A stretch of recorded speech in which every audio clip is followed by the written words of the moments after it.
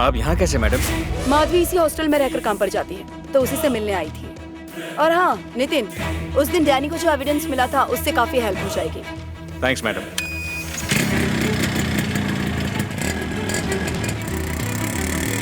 एक दिन अपनी फियांसे को लेके घर आ जाना। माधवी! कौन है तू? रुक जा!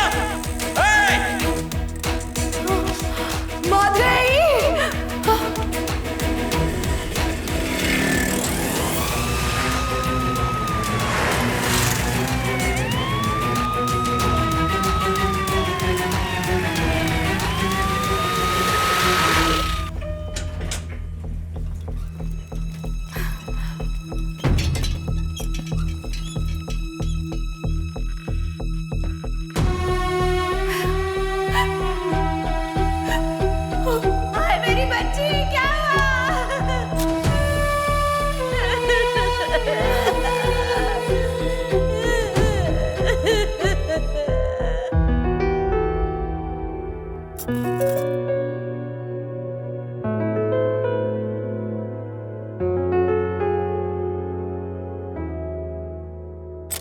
सर पर गहरी चोट की वजह से उनकी आंखों की रोशनी चली गई है। हमने बहुत कोशिश की लेकिन हम उनकी आंखों को बचा नहीं पाए। I am so sorry. बच्ची ने किसी का क्या बिगाड़ा था?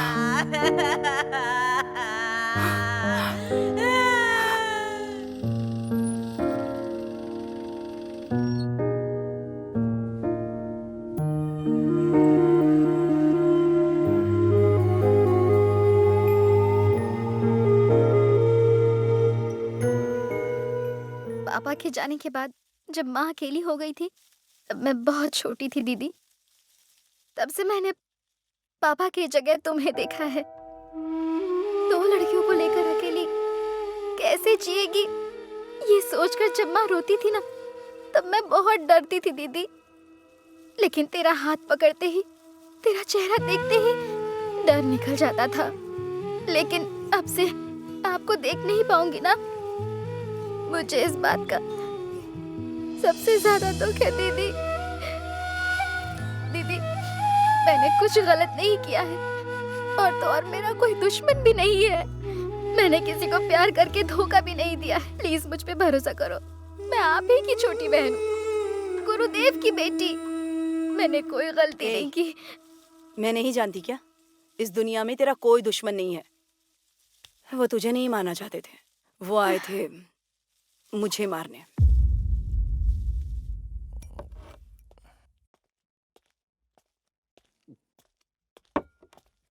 अरे आओ आओ नितिन, बैठो बैठो बैठो। कैसे हैं सर? आज तो बोतल बड़ी जल्दी खुल गई है। अरे सब उस केस की वजह से। अरे कोई एविडेंस ही नहीं मिल रहा है सारा। महिलाओं की लगातार हो रही हत्याओं से जनता में दहशत का माहौल है। लोग ये अर्नब गैंग का अलग नाटक है। मैं 13 साल से पुलिस डिपार्टमेंट में काम करता हूँ बराबर। भले ही मैंने कोई भी केस सॉल्व नहीं किया है, लेकिन अंदाज से पक्का बता सकता हूँ कि ये कांड कोई ना कोई ग्रुप कर रहा है। मगर तिच्या मायला ये केस 1 इंच भी आगे नहीं बढ़ रहा है। जो भी 1-2 एविडेंस मिले थे वो सब फालतू निकले, एकदम बेकार। जैसे ही मैडम ने ये केस फिर से ओपन किया, उनकी बहन पे हमला हो गया। अभी उसकी नजर थोड़ी ठीक होने दो, सबको ताबे में लेता हूँ मैं। देखो तुम, एक एक की बैंड बजाऊंगा मैं।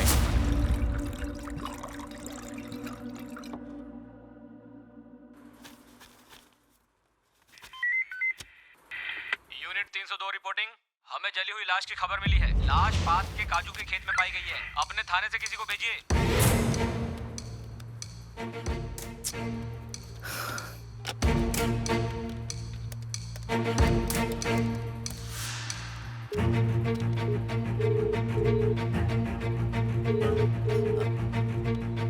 हाँ मैडम, पास ही के काजू के खेत के पास एक बॉडी मिली है, उसे भी जलाया गया है। सीनियर इंस्पेक्टर को फोन किया लेकिन उनका फोन लग नहीं रहा है, इसीलिए आपको कॉल किया मैडम। ठीक है, एक काम करो, अभी स्पॉट पर पहुंचो। Okay madam. वीओ को बुलाकर रिपोर्ट लिख लो और एफआईआर कर लो। एसआई को फिर से ट्राई करो और भूलना मत, डॉग स्पॉट को इन्फॉर्म करो। Okay madam. मैं यहाँ कोर्ट में किसी जरूरी काम से आई हूँ, यहाँ से फ्री होके वहाँ जाऊंगी। Okay okay okay madam.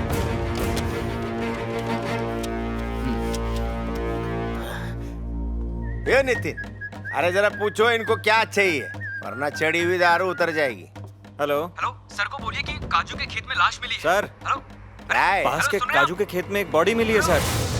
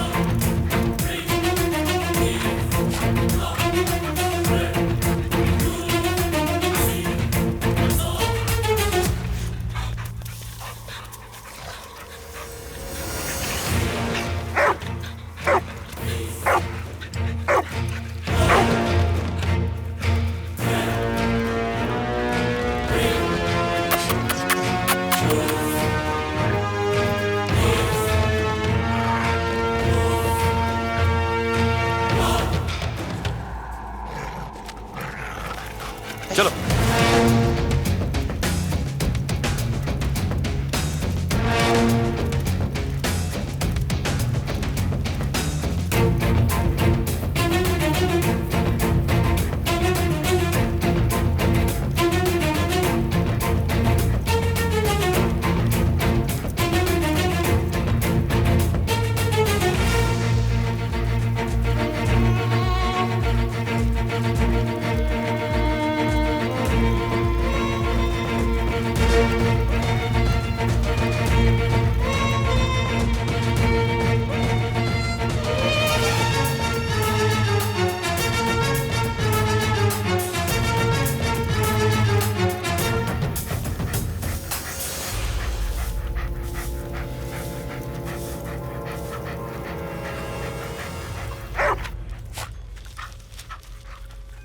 यहाँ क्या कर रहे हो?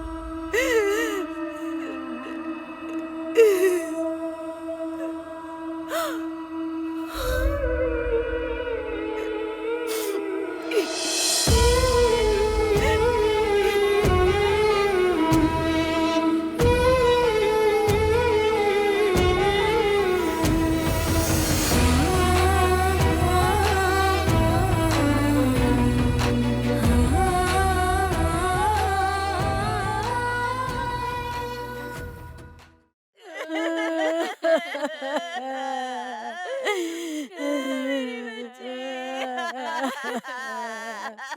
भगवान, ये सब क्या हो गया?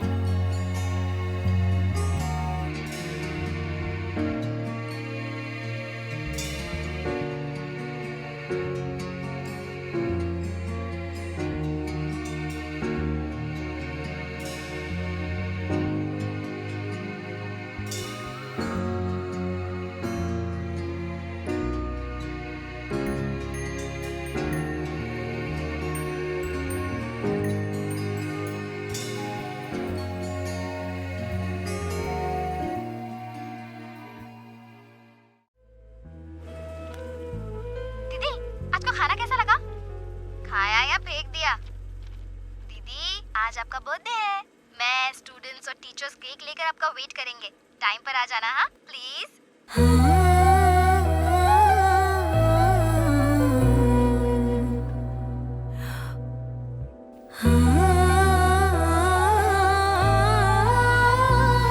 मैडम, आपको इस हालत में हमें नहीं बुलाना चाहिए था, लेकिन उसकी बहुत इच्छा थी कि आप यहाँ स्कूल में आए, इसलिए हमें आपको यहाँ बुलाना पड़ा।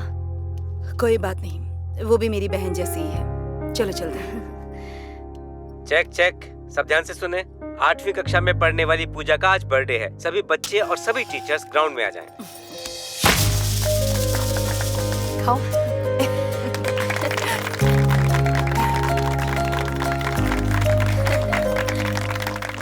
स्माइल। मैडम, सच बोल रहा हूँ, माधवी बहुत अच्छी लड़की थी। वो हमेशा सबको खुश रखना चाहती थी। मैं भले ही अपना बर्थडे कभी भूल जाऊं, मगर वो हमेशा याद रखती थी। मैंने आखिरी बार जब उसे देखा था तो खुश लग रही थी। कहाँ गई थी वो? उसने कहा था कि कुमार की तबीयत ठीक नहीं है, उससे मिलकर जल्दी स्कूल वापस आ जाऊंगी। बस यही कहा था कि जाकर वापस आ जाऊंगी मैडम, लेकिन हमने नहीं सोचा था कि ऐसा कुछ हो जाएगा।